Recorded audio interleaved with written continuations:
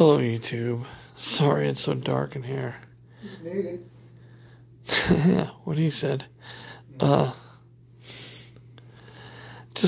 need something I want to talk about. It's kind of personal, but it's not like a big deal. It's just DC Comics made an initiative around 2011 called the New 52. I'm not talking to you, Steve. And although it seemed like reactionary or something, it was amazing to me. I wasn't happy with the way DC was going at the time. And I wanted something new. I didn't know it at the time. You know, you don't know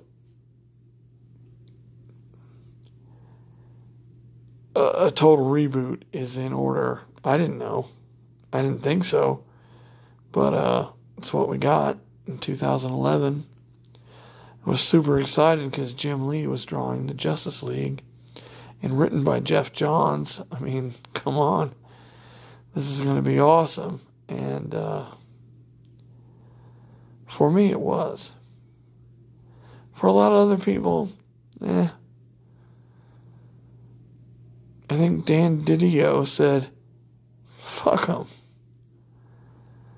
We want to keep our core audience, like, 40-year-old white guys. And not only did you keep me, you kept me entertained for like 7 years. I enjoyed the New 52 quite a bit. There's so many good things in there. So many good books in there. Physically, I probably didn't own very many. I'd moved to the Grand Canyon, and the nearest comic shop was 100 miles away, and I couldn't get down there often enough to keep, getting all the books that I wanted to read. So we just read them all digitally, like 2 weeks in a row. I would buy them digitally on the DC Universe, or not DC Universe, DC Comics app. And now I found out what a fool I was, because I can give $8 a month to DC Universe and read them all. But I'll tell you this, the DC Universe comic book reader, it fucking sucks. Comixology's comic book reader, on the other hand, yeah, that's where it's at.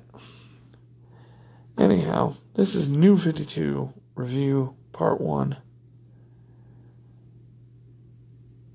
I'm just trying to stress that, because I don't want anyone to think that you get lost in here somewhere, because I'm just talking about the beginning of the New 52 and how amazing it was.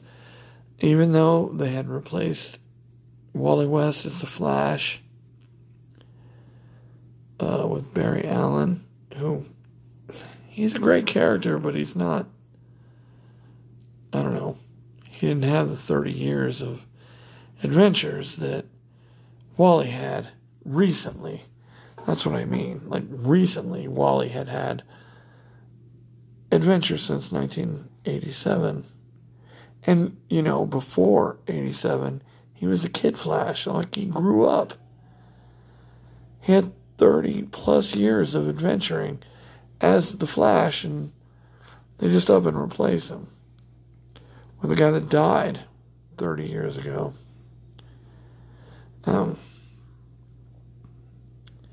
I don't think Barry Allen is a better character than Wally West. When the Flash TV show launched, I was like, Barry, really?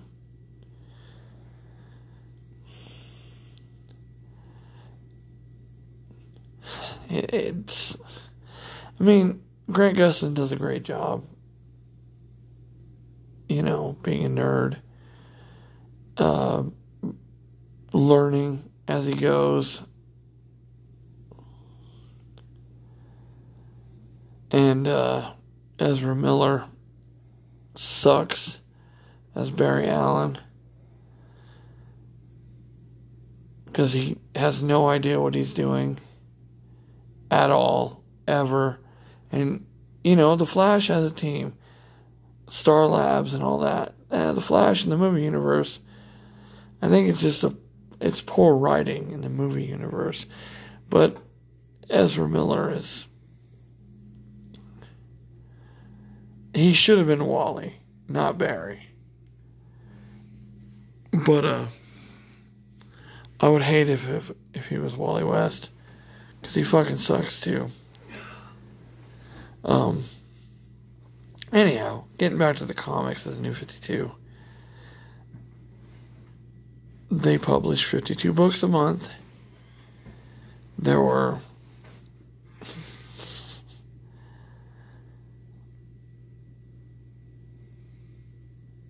they had different genres. They had the dark, which were about, like, you know, not dark stories, but like the Dark Ages or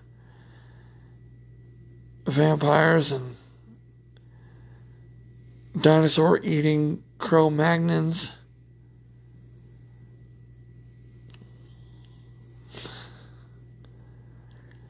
Just like, I mean, if that entices you, check it out, because there were some great books there. And then he had the Batman and Superman lines, and he had I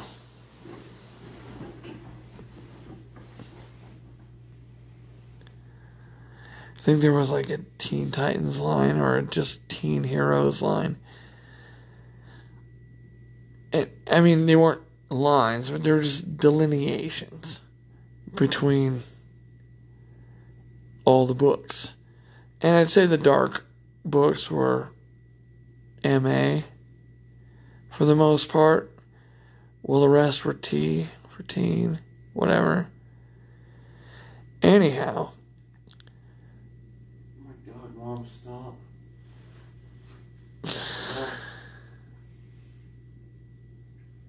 Oh my God. Don't fucking worry about where I am. I'm sorry, everyone. My friend is having an existential breakdown. That's a joke, by the way. Anyhow, yeah. New 52 started very strong. Batman, detective, action, and Superman. Legion of Superheroes, Legion Lost.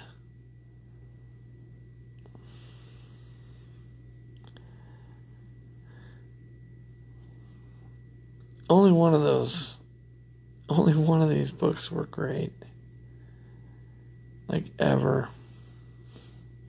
And Grant Morrison was writing Action Comics. And, I mean, I enjoyed his storytelling. And with Rags Morales on art, it looked great. It's just, how many times can you put Superman in a t-shirt and make him leap tall buildings? And the other Superman book was written and drawn by George Perez, who's one of the greats. And he couldn't keep my interest after 3 issues. The story was just so bad. And, of course, they separated him from Lois Lane. And I'm fine with that. I mean, the concept is pure. I get it.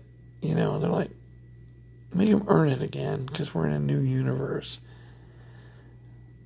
But what they were really building to in the New 52 was a relationship between Superman and Wonder Woman. And it actually happened. That was, you know, a few years in. It took a long time to get there, but Lois and Clark never got together in the New 52. As far as I remember. I mean, I didn't read all those books because they started off so bad to me. Other people might have really liked it. I didn't. This is an opinion piece and a review of the entire New 52. But I think this is where we end part 1. If you enjoy this content, hit the like button. If you want more of it, like part 2 is coming up soon. I know there's nothing to look at. I don't have anything to share with you. But if you think any of your friends might enjoy this, hit the share button and share it with them. Anyways, that's it for this video. Frag-a-boom!